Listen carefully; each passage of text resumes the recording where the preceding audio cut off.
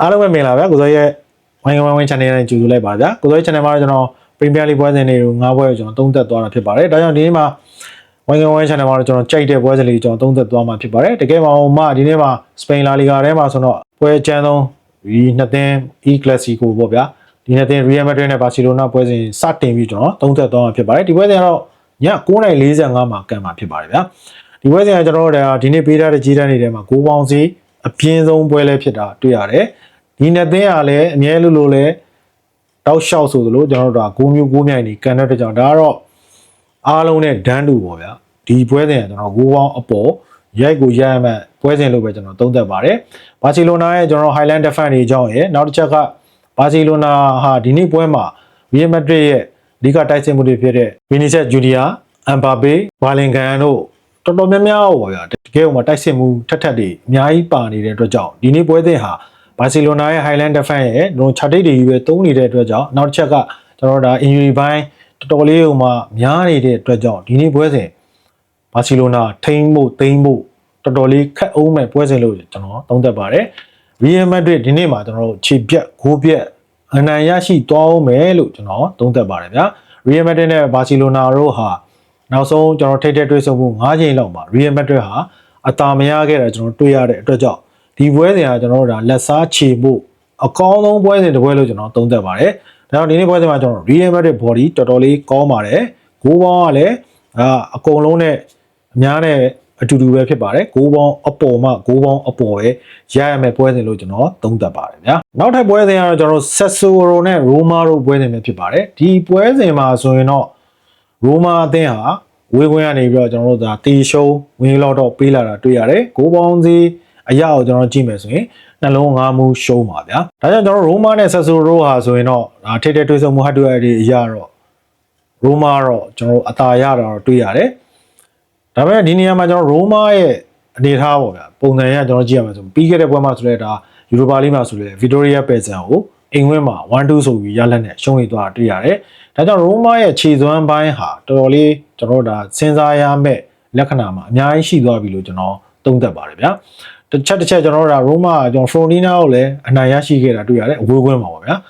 Nice ကိုလည်း2-1နဲ့နိုင်ရရှိခဲ့တာတွေ့ရတယ်ဒါပေမဲ့ဒီလက်ရှိနှစ်ပွဲစားတဲ့တော့ကျွန်တော်တို့ဒါကြီးကြထားတာတွေ့သလိုသူကလည်းပွဲရှုံးခဲ့တာကျွန်တော်တွေ့ရပါတယ်ဒါကြောင့်ကျွန်တော် Roma အနေနဲ့တော်တော်လေးဒီနေ့မှာသတိထားမှာဖြစ်သလိုတစ်ဖက်ကျွန်တော် Sassuolo ဘက်ကိုပြောရမယ် Sassuolo ဟာလည်းကျွန်တော်ကြည့်ရမယ်ဆိုရင်3ပွဲဇက်တိုက်အနိုင်ရရှိထားတဲ့ Sassuolo ဖြစ်တာကြောင့်ဒီနေ့ Roma ရဲ့ပေးထားတဲ့ခြေတန်းမနေ့ကကျွန်တော်တို့ဒါလီဗာပူးခြေတန်းနဲ့တော်တော်လေးဆင်တယ်လို့ကျွန်တော်ပြောချင်ပါတယ်ဒါကြောင့်ဒီနေ့ပွဲစဉ်မှာကျွန်တော် Sassuolo body ကြိုက်ပါတယ်ဗျာဂိုးပေါင်းအရကျွန်တော်တို့ဒါနှလုံး9မှုရှုံးဖွင့်လှစ်ထားတာတွေ့ရတယ်ဒါကြောင့်ကျွန်တော်တို့နှလုံးကတော့ ACC ရောက်သွားအောင်မယ်လို့ကျွန်တော်သုံးသပ်တယ် Sassuolo ရဲ့ကိုသွင်းအားကိုလည်းကျွန်တော်ကြိုက်တယ်ပေါ့ဗျာဒါကြောင့်ဒီနေ့ပွဲစဉ်မှာ Sassuolo ထပ်ပြီးတော့အနိုင်ရရှိသွားအောင်မဲ့ပွဲစဉ်လို့ကျွန်တော်သုံးသပ်ပါတယ် Sassuolo body ကြိုက်ပါတယ်ဗျာဂိုးပေါင်းဆိုရင်ဂိုးပေါင်းအပေါ်ပါဗျာနောက်တစ်ပွဲတော့ကျွန်တော်တို့ဒါပြည်သစ်လီဂူပွဲစဉ်ပေါ့ဗျာအစောဆုံးပွဲစဉ်လည်းဖြစ်တယ်၈နိုင်ခွဲကျွန်တော်အင်္ဂလန်ပရီးမီးယားလိနဲ့တစ်ချိန်တည်းမှာပဲကန်မဲ့လိုင်လီနဲ့မတ်တို့ပွဲစဉ်ကျွန်တော်သုံးသပ်ပေးသွားမှာဖြစ်ပါတယ်ဒီပွဲစဉ်မှာဆိုရင်တော့လိုင်လီယာကျွန်တော်တို့ဒါစက်တီဂျေဝမ်းချုံလောက်ပေးလာရကနေပြီအခုလက်ရှိပေါ့တော်တော်လေးကြီးတက်လာကျွန်တော်တွေ့ရတယ်နှလုံး9မှုနိုင်လောက်ထိတက်လာတာဖြစ်ပါတယ်ဒီနေ့ body ကြီးထဲမှာလည်းအမြင့်ဆုံးအကျန်းဆုံးကြီးလဲဖြစ်တာကျွန်တော်တွေ့ရပါတယ်ကိုပေါင်းသေးရကျွန်တော်ကြည့်မယ်3လုံး30ရှုံးထောက်ထားတဲ့ချင်းအဖြစ်ဒီနေ့ map ပေါ့ဗျာကိုရဖို့ကျွန်တော်အမြင်ပြောရတော့နည်းနည်းငယ်ပေါ့ဗျာအနေငယ်ခတ်ဖို့ရှိတယ်လို့ကျွန်တော်ပြောပြသေး map အသင်းအားဆိုလဲ dot shot ဆိုလို့ပြိုင်ပွဲဆုံးကျွန်တော်တို့ဒါနိုင်ဝဲမရရှိထားတဲ့ map အသင်းဖြစ်တာသတိထားသိချင်ပါတယ်အဝေးခွင့်ရလက်ဆိုရင်ကျွန်တော်ကြည့်ရတော်တော်လေးဟိုမှ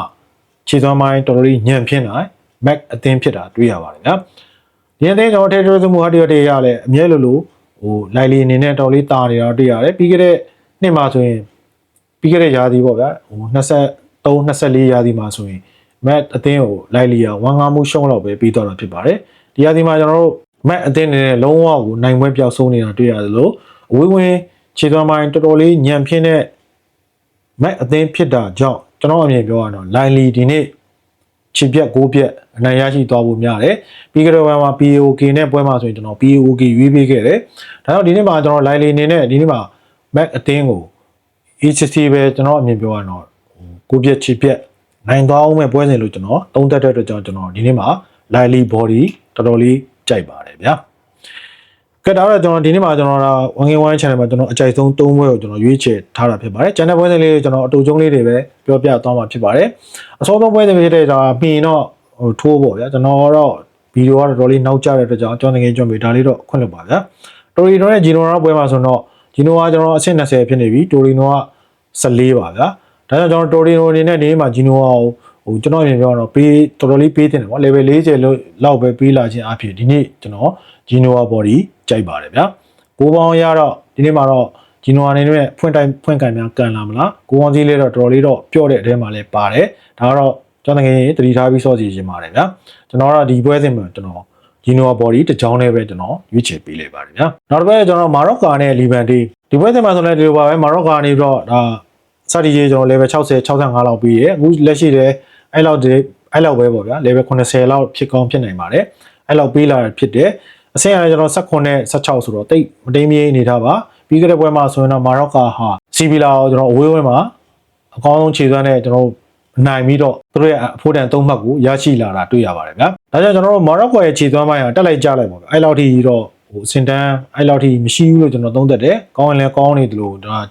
ါတစ်ခါထပြီးတော့ကောင်းတဲ့အသင်းဖြစ်တာတွေ့ရပါတယ်လီဗန်ရဲ့အနေထားကိုပြောမယ်ဆိုလီဗန်ရဲ့အိမ်ခွဲမှာပြီးခဲ့တဲ့ပွဲမှာဘလက်ကာနို 3-0 နဲ့ဂိုးပြတ်ချီပဲတော့ရှုံးနေထားတယ်ဝေခွင်းရလဲကျွန်တော်ကြည့်ရမယ်ဆိုဝေခွင်းဖောင်တော်တော်လေးကောင်းတဲ့လီဗန်ဖြစ်တာဖြစ်ပါတယ်ဗျာဒါတော့ဒီနေ့မှာကျွန်တော်မာရော့ကာအနေနဲ့တော်တော်လေးကစားရမယ့်ပွဲစဉ်လို့ပဲကျွန်တော်သုံးသပ်တယ်ကျွန်တော်လီဗန်ဘော်ဒီကြိုက်ပါတယ်ဗျာနောက်တဲ့ပွဲစဉ်တွေကတော့ကျွန်တော်ဂျာမန်မိုဒယ်စတီကာတဲ့ပေါ့လီဗာကူဆန်နဲ့ဖရိုက်ဘတ်တို့ပွဲစဉ်မှာဆိုရင်တော့လီဗာကူဆန်ဟာစတကြီး189ပြီးတယ်ကိုပေါင်းစီးရ3လုံး5မှုနိုင်ပါဗျာအခုလက်ရှိကျွန်တော်ဂျေတန်ရကျွန်တော်ကြည့်မယ်ဆိုရင်တေးရှုံးလောက်ထိဖြစ်နေတဲ့လီဗာကူဆန်ဖြစ်တာဖြစ်ပါတယ်ကိုပေါင်းစီးရလဲဒီလိုပါပဲ3လုံး80နိုင်လောက်ထိဖြစ်နေတဲ့အတွက်ကြောင့်ဒီပွဲစဉ်ကျွန်တော်တေးကြဖို့များသွားပြီလို့ပဲကျွန်တော်ပြောပြရသေး1-1လောက်ကျွန်တော်မှန်းပါတယ် fry back body ကြိုက်တယ်ကိုပေါင်းအောက်ကြိုက်ပါတယ် body ပို့ပြီးတော့ကောင်းမဲ့ပွဲစဉ်လို့ကျွန်တော်သုံးသပ်ပါတယ်ဗျာနောက်ကြပွဲဖြစ်တဲ့ကျွန်တော် Stuttgart နဲ့ Mainz ပွဲစဉ်ပေါ့ဒီပွဲစဉ်ကတော့17နိုင်မှာကံမှာဖြစ်တယ်ဒီပွဲစဉ်မှာဆိုလဲဒါ Stuttgart ကနေပြီးတော့165နိုင်ပေးလာတယ်ကိုပေါင်းစီရ3လုံးတည်ပါဗျာအခုလက်ရှိခြေတန်းရလဲဒီခြေတန်းမှာပဲငြိမ်သက်နေတယ်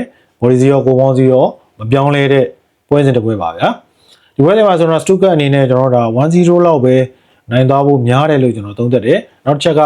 Mainz အနေနဲ့တော်လေးခြေသွားပိုင်းပျောက်ဆုံးနေတာတွေ့ရတယ်လို့ Stuttgart အနေနဲ့တော့အဆင့်4ကနေအဆင့်16ကိုတကူရတာနဲ့ကျွန်တော်နိုင်မယ်ဆိုတော့ကျွန်တော်မြင်ပြောရတော့ဒီနေ့မှာလည်းဂျေးတွေကတိတ်ပြီးမဟုတ်သေးဘူးလို့ကျွန်တော်သုံးသပ်ပေးလိုက်ပါတယ်ဒါကြောင့်ကျွန်တော်ဒီနေ့မှာ main body ကိုကျွန်တော်